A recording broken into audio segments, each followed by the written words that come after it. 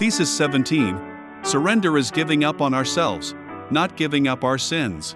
Giving up our sins is the result of giving up on ourselves and seeking God.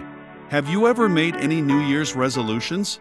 Some of us have made resolutions not only for the new year, but for the first day of the month, the first day of the week, our birthday, the beginning of the school year, and whenever we move to a new town. Righteousness by resolution.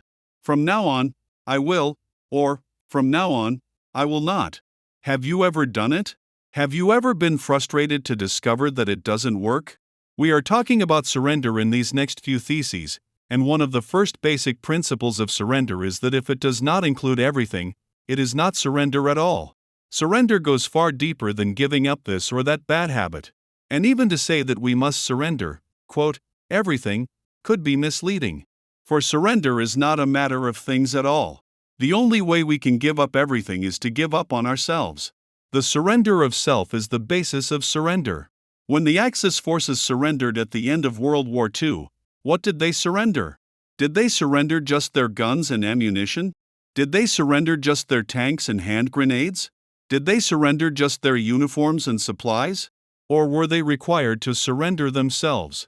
And when they surrendered themselves, that automatically took care of the guns, and bombs, and tanks, and all the rest. Surrender cannot be done piecemeal. There is no such thing as partial surrender. It's no more possible to be partially surrendered than it is possible to be a little bit pregnant. Either you are, or you aren't. There is no middle ground. If you study what the inspired writings to the church have to say, you will find it described in all, or nothing terms. Christ requires entire and unreserved surrender. See Selected Messages, Book 1, page 110. Unconditional surrender.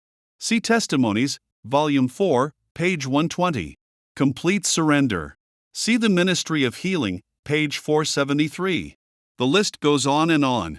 When we talk about surrender, we are using a term that the King James Version of the Bible does not use, although the idea of surrender is found there. The King James Version uses the word submit. Submit yourselves therefore to God, James 4 verse 7, is an example that gives a major clue to what is involved in complete or entire or unreserved surrender. As we have noticed, we don't just submit certain things. We submit ourselves. And in the process of submitting or surrendering self, whatever problems self has caused, are automatically surrendered right along with the package. Testimonies, Volume 9, pages 182, 183, puts it this way. Each one will have a close struggle to overcome sin in his own heart. This is at times a very painful and discouraging work, because, as we see the deformities in our character, we keep looking at them, when we should look to Jesus and put on the robe of his righteousness. Everyone who enters the pearly gates of the city of God will enter there as a conqueror, and his greatest conquest will have been the conquest of self. End quote.